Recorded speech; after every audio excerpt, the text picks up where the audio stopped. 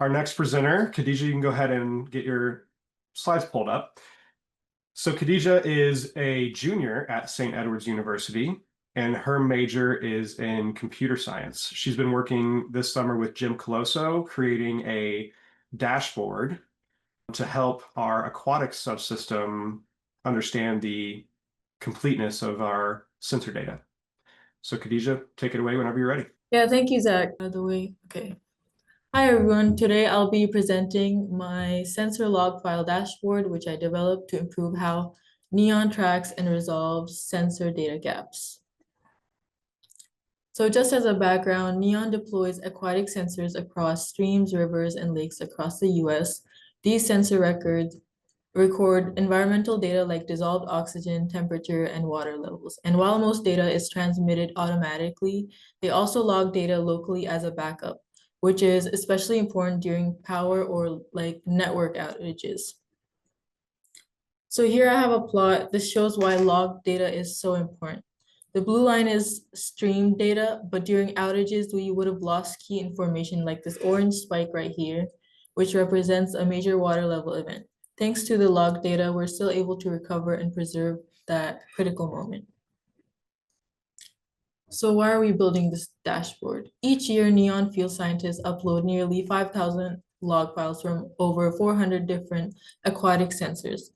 This manual process, however, is prone to error, leading to instances where log files are either not collected or not uploaded. This project will help minimize these errors by identifying gaps in the record where the log files are and missing, and providing a streamlined, user-friendly interface to track these issues from creating a resolution. And this dashboard will reduce the number of missing log files and thereby improve Neon's data. So what the dashboard does. So the app uses R-Shiny for interactivity and visualization. It connects to a SQL database, queries data on logging the gaps, and allows users to update records directly from the interface. The dashboard gives visibility into sensor logging, completeness by domain, site, and sensor type.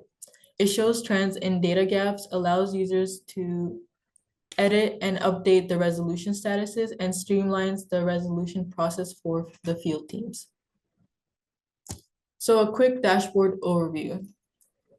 So it has two main tabs, the Neon Summary and the By Domain tab. The Neon Summary gives a high-level view across all domains, while the By Domain allows users to dive deeper into individual domains, sites, and sensors.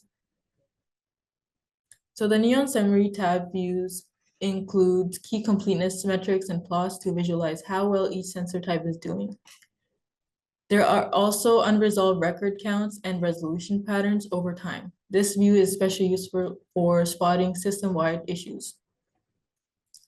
The By Domain tab allows users to explore completeness by year, quarter, or choose a custom date range through filters.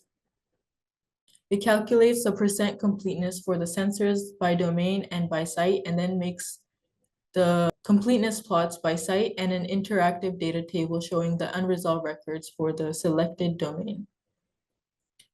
So the completeness timeline plots. Users can click into each site, which is the filter right here, to get a sensor-specific completeness and timelines. These plots show daily sensor status over time. They help field teams quickly identify where data collection broke down and when it happened. Users can select a site and see sensor performance visually. For editing the resolution, to fix a gap, users can now click a button to edit its resolution. They enter a reason, a resolution note, and who resolved it. This eliminates the need for offline updates or going back and forth with emails. And here is when you click the edit button, how the module will look like. Now I will go over a quick demo of my app. So here is my main summary, the Neon Summary tab. It has a filter where you can pick the date range if you want to look at a certain time. And Khadeja, your demo is not showing on the screen that you're sharing. Oh, again. Let me unshare and try and resharing. Okay. Yep, we can see it. Okay, thanks. So here's my dashboard. This is the main tab that you land on, the neon summary tab. And you can start off by clicking the filter for what timeline you want to look at. And here are all the sensors, overall percent completeness for each sensor type. And then there's an unresolved record count for how many gap files there are.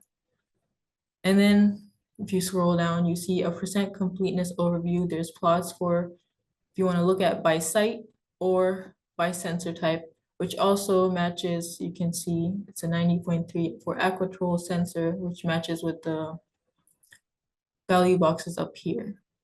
And then I have a data table that shows the gap and resolution records, and it focuses on the unresolved records. And then when we go to the by domain tab, there are filters right here where you can select whichever sensor domain you want to look at or year, and then if you want to go by quarter, or you can just choose a custom date range. So right now we're looking at domain 3, year 2024, quarter 2. Here's the overall summary of the domain, percent completeness for each sensor type, and then it goes into each site in domain 3. So there are 3 sites in domain 3, Bark, Flint, and Sug, and you see the percent completeness in each site. And if you scroll down, there's the timeline plots, and you can choose each site, whichever you want to look at. So right now we're in Bark, and we're looking at all the sensor types in the Bark site. So here you can see that the green represents the log data, and this red over here represents the gap. For example, for SON, we can see that in 2024, May 11th to June 13th, there was a gap from May 11th to June 13th.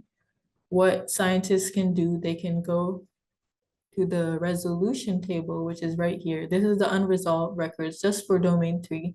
They can find where the gap was, they can select, they can filter by domain, site, or log type. They can find the which one they want to resolve.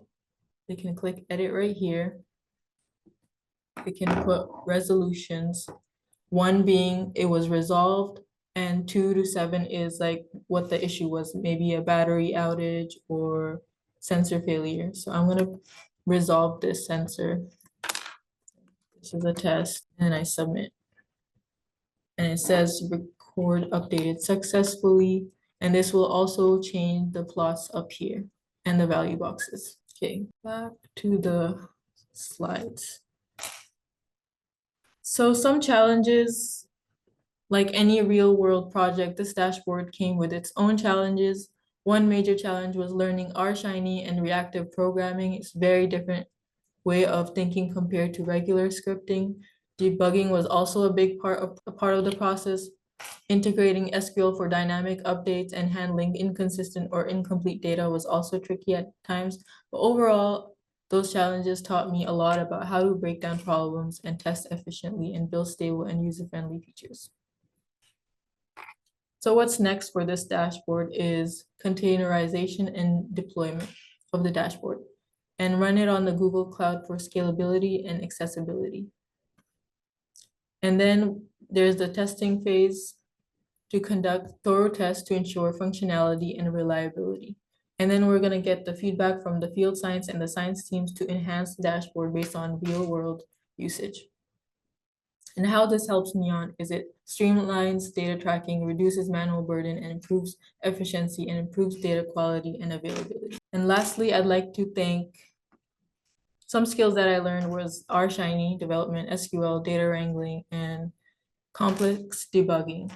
And finally, I'd like to thank my mentor, Jim, for your guidance and support throughout this project. Your feedback was very invaluable. Zach Nickerson for organizing everything, Josh Monroe, Jeremy Sampson, Bridget Haas, and the Neon and Battelle team. I'm really grateful for the opportunity to tackle a real world problem with significant impact. And lastly, St. Edward's University, thank you for your support during my internship. Thank you for listening, and I'll be happy to answer any questions. Excellent. Thank you, Khadeja. Great work. We do have time for questions. So please either put them in the Q&A or raise your hands. Hi, I think I'm unmuted here. This is Paul Savala. Hi, Khadeja. That was great. That was really interesting.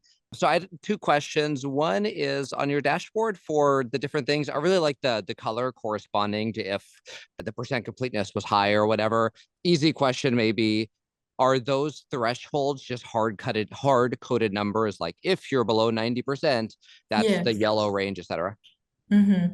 Okay. I had to just figure that out on my own, just decide Gotcha. which one's yellow.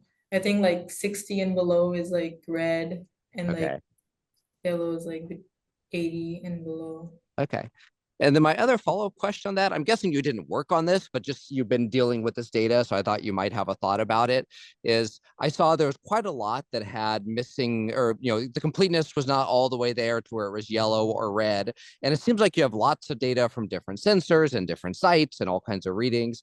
Do you feel like if you started a brand new project, you'd be able to build something that could sort of better help the user understand why things are low on completeness? Like, are you able to say, hey, at this one site, all the sensors were down at the same time, right? That maybe tells us something is going on. Or at this one site, this one sensor was just fine, and this other one always stops working from 11 p.m. to 12 a.m. Like, do you feel like you saw enough in the data to be able to help the user understand why the completeness is low, or did it feel just sort of random? So your question is like if um what's it called, to explain better why the completeness was low, Yeah, right? exactly.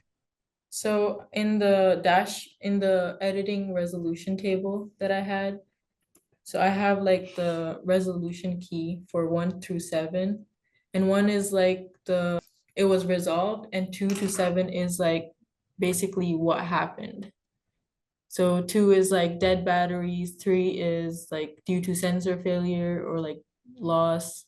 And so I had those resolutions where they can input into here and when they're resolving the records. Gotcha. That's great. Does Thank you. that answer the question? Yeah. All right. Thank you.